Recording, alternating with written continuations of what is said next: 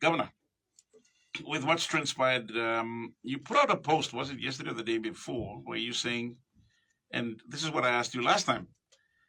Many people, we've got like from most of our feedback from our listeners out there and our viewers, they're saying, okay, if you wanted to be, if you have the mandate to be an alternate prime minister, unfortunately, uh, you're not a party leader for that matter. You start nothing. You start nothing with no party affiliation at this point. And you did post something yesterday that said that, well, the call for you to actually create a party, or even there's a possibility that you could be represent a party or take over a party in this case. You said you would consult. So, big question: does that mean that you will be going beyond the 10-year promise that you made to yourself? Well, first of all, the Constitution is quite clear. Any member of parliament can be nominated to be prime minister. It doesn't have to be a party leader. Okay, so let me make that clear. It's just that, like I said, members of parliament, they like to make up little rules that give them comfort. But the Constitution is quite clear. Any member of parliament can be nominated to be a prime minister. James Marape wasn't a party leader when he became prime minister. You know, he just had to stitch Pangu Party together after, if you remember the events that followed, you know. But up until that point, he wasn't a party leader, yeah? But now they want to change the rules just to make it suit themselves. And that's the other thing, you know, there's, I think, Section 63 of the Organic Law on Provincial and Local Level Governments, the invitation letter. Personally, I believe that that's illegal because it infringes on the rights of members of parliament. As you know, before the vote of no confidence, I put in a Section 145, the reference, the amendment, Section 145.5, is now before the courts, and we're going to be hearing it. I believe it's unconstitutional also, and I believe that the courts will rule and support the Constitution. I have a strong belief. That's the reason we filed. You know, the next one we're going to file is the Section 63 of the Organic Law on the invitation. I believe that's illegal because the Constitution is not subordinate to an organic law. It's supreme. The Constitution is supreme. So whatever is in the Constitution needs to be respected. So that's the next reference that we're going to take to throw that one out. And then, you know, NEC, the government brought in a bill, sneaky. They sneaked it in. It seemed like a little bill, and in fact, I never read it. Because they bring it to you now and then they expect you to read it and pass it like 5 minutes later, you know. But that particular one I didn't read. I was busy, I think, reading the bill on the text bill, which was 118 pages. And anyway, so they sneaked that through, and in there they said that NEC decisions are now non-justiciable, which means that the courts can't hold NEC to account. So that's one that we have to take to court and throw out. We also have to take the anti-terrorism bill to court. You know, there's quite a few things there. But, you know, even then, too, we face another problem. The problem is that if you are going to take any of these things to court, you need permission from the Attorney General. So these are some of the, you know, like I said, they do a lot of things to protect themselves. A lot of these laws are passed to protect the government, which is wrong. You know, the government should be accountable to the people. It cannot shield itself from scrutiny. It cannot shield, like, for example, if NEC took a decision that affected a company or affected you or me, I should have a right to go to court and say, look, this is wrong, and get the court to rule. Well, they just passed a law that said, no, you can't do that. NEC basically makes decisions and nobody can question it. That's what they're saying. So these are some of the laws that the government has been amending to protect itself from, I think, the public, all of us. That's what they're doing. And so that's what we're doing. We're just going back to court to say, no, it's unconstitutional. It's unconstitutional. Throw it out. Rouse him. So coming back to my question. Oh, there's a lot. Well, look, I personally think that, you know, members of parliament shouldn't become entrenched. You may go inside and look at say, "Oh, I'm garden blaming by missing on have na kaya over the time na stapa." And so I plan to serve as a governor for 10 years. And there were a few things that I wanted to achieve, and I've achieved most of them already. You know, there are only two things left. One is the airport extension, which, you know, we're working on it now. and the other one is the solar power supplier. These are things that came on, and so hopefully by last quarter of this year, we're going to get a solar power station in with the help of the European Union. So, and the Australian government. So after that, there's not much for me to do, and I'm quite happy to go. I want to retire. I can't keep fighting with people that don't understand, and people with evil intentions, and all they want to do is protect themselves. But then, I guess when you're doing the right thing, all Manmeri looks away. So there's been a call even across the country, which surprised me, to be honest. And that's why you see in the parliament sitting on Tuesday, I just kept quiet. I didn't want to make any noise. And credit to Kramer, Sepuka Temu, Kerenga Kua, amazing young James Numane, young Keith Iduhu, even Governor Central, amazing people with their amazing intellect and insight, and the debates that came forward was just very rich. I was impressed with the team, Dr. Lino. So so I sat there and I decided not to become involved because I thought, online to all fitman lo karim heavy all stuff. So larim all walking walk now. So I just kind of didn't want to participate too much because they were doing a great job. They didn't need me to weigh in. But somehow, me looking more and people of Papua New Guinea only, and I got so many messages from so many people, and even on your own Facebook page. On my own Facebook page too, which surprised me because I didn't expect it. But I think maybe I'm doing a few things that Papua New Guineans find refreshing. Papua New Guineans are sick and tired of the way we run the country.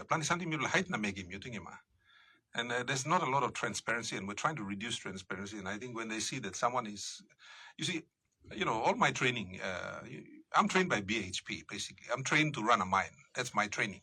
I'm trained to be a mining executive. So in my training, we are taught that transparency and accountability is everything. People need to understand what the business is all about in order to make it work. So that's the training I've received. So when I'm in government, like in ECP, I've done the same thing. I've brought transparency to the process of government. So people are participating more. You hear people like Dr. John Momisa, the father of our constitution. He talks about people participating in democracy. Well, in private sector, that's the way you operate a business. Is everybody in the business needs to understand how the business is. And so that's how I've been trained. So when I came into ECPIC as the governor, I tried to bring transparency to the operations of local level governments. We don't have transparency in DDAs. And, that's something that I'm hoping will change in the future. But we're beginning to get transparency in local level government, provincial government, just opening it up so people can come in and participate, because that is your check and balance, having people be able to look in, can hide him. And so, participatory democracy. That's what our democracy is about. And, Dr. Momis talks about that a lot. The man is still alive, very, very smart man. And I spend a lot of time talking to him, listening to him, learning from him. And I find that his views and my views are very similar.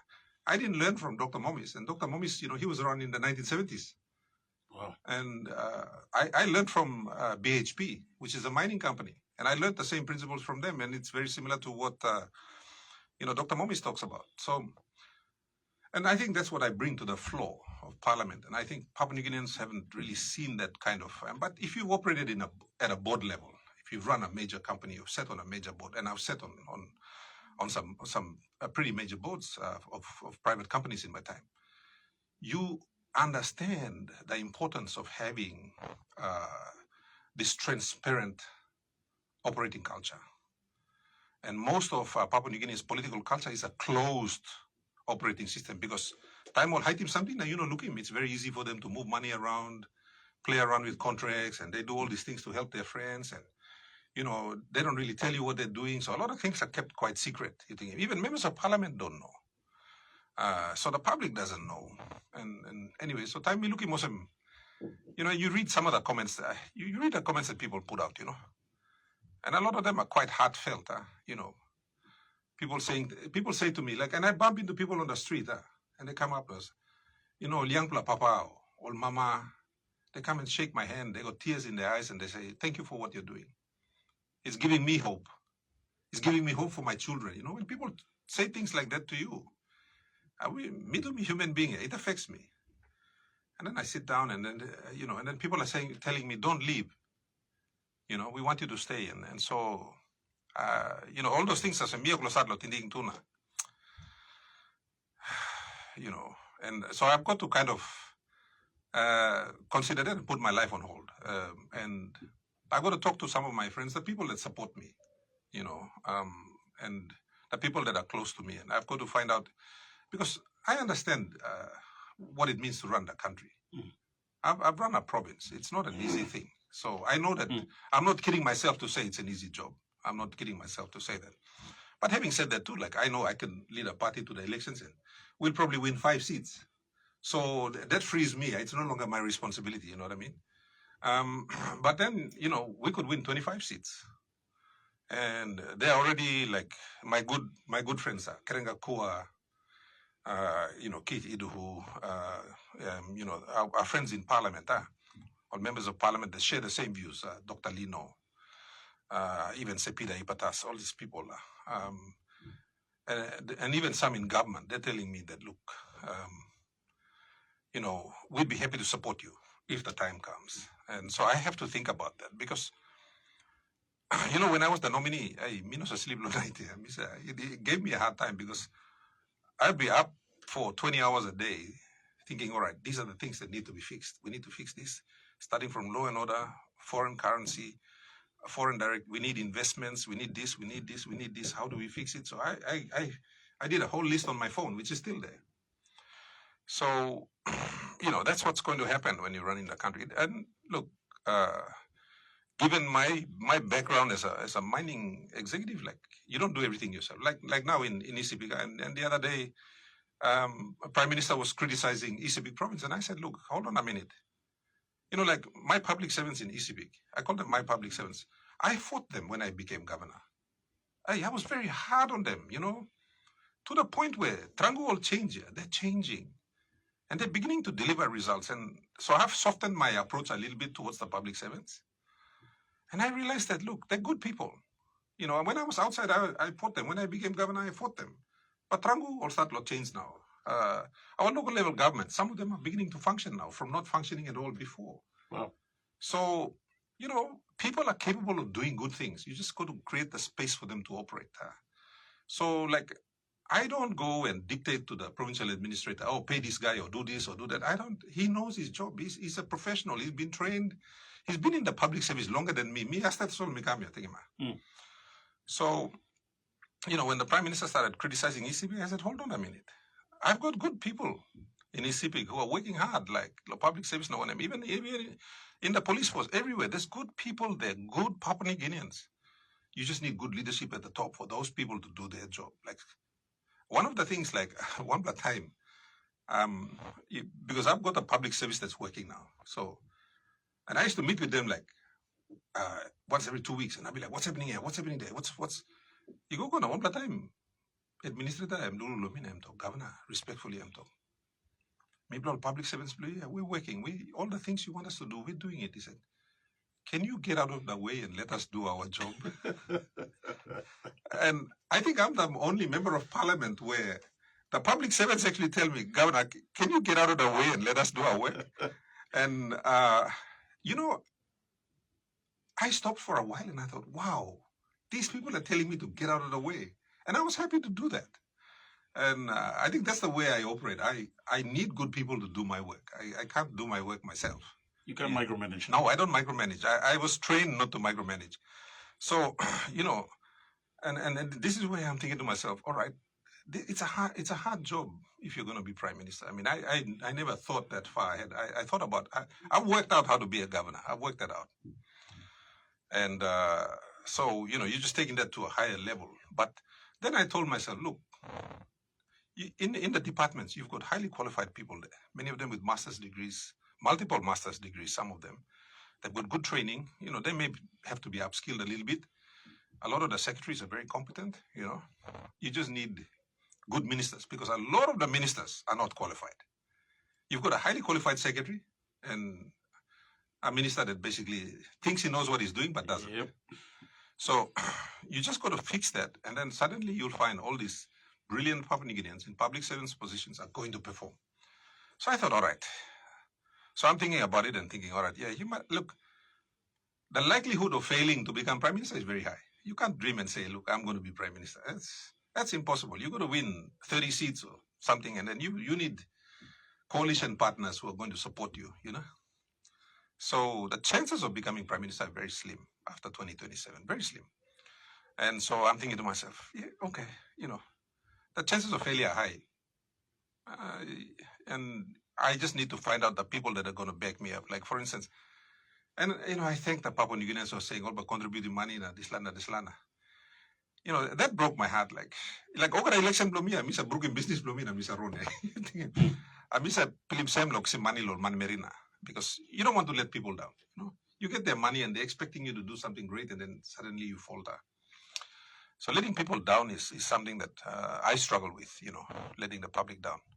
But I'm thinking, you know, if everyone is game, and like, it's something that I want to think about for maybe the next 2 months. And I want to talk to people in the private sector. You know, the people in the private sector, they need a good government. They know it. We all know it. So they drive the economy.